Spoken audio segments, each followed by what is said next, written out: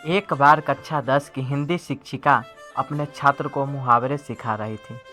तभी कक्षा एक मुहावरे पर आ पहुंची। धोबी का कुत्ता न घर का न घाट का। इसका अर्थ किसी भी छात्र को समझ नहीं आ रहा था।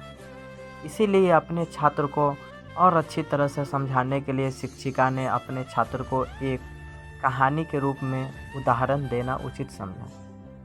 उन्होंने अपने छात्र को कहानी कहना शुरू किया।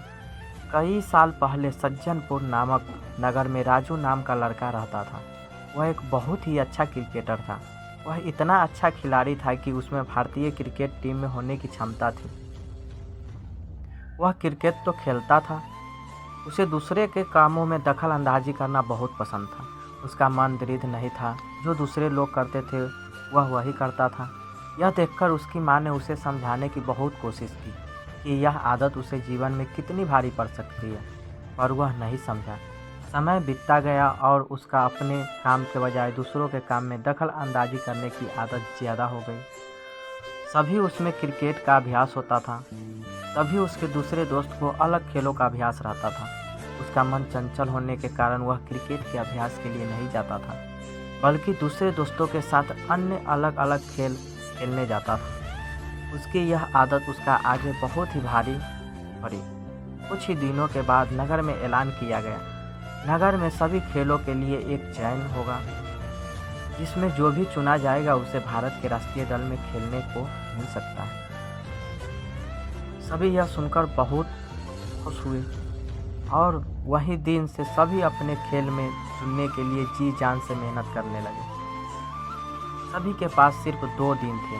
राजू ने भी अपना अभ्यास शुरू किया और पिछले कुछ दिनों से अपने खेल के अभ्यास में जाने की बजाय दूसरों के खेल के अभ्यास में जाने के कारण उसने अपने शानदार फॉर्म खो दिए।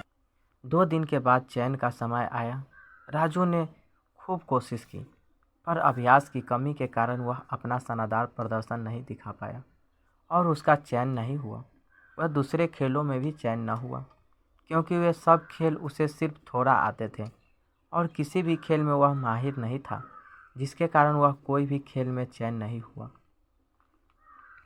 और उसके जो भी सभी दूसरे दोस्त थे, उनका कोई ना कोई खेल में चयन हो गया, क्योंकि वह दिन रात मेहनत करते थे। अंत में राजू को अपने सिर पर हाथ रखकर बैठना पड़ा और वह धोबी के कुत्ते की तरह बन गया, जो न घर का होता है न घाट का। इसी तरह इस कहानी के माध्यम से सभी बच्चे को इस मुहावरे का मतलब पता चल गया। शिक्षिका को अपने छात्र को एक ही संदेश पहुंचाना था कि वे जीवन में जो कुछ भी करे सिर्फ उसी में ध्यान दें और दूसरों से विचलित न हो, वरना वह धोबी के कुत्ते की तरह बन जाएंगे, जो कि न घर का न घाट का होगा।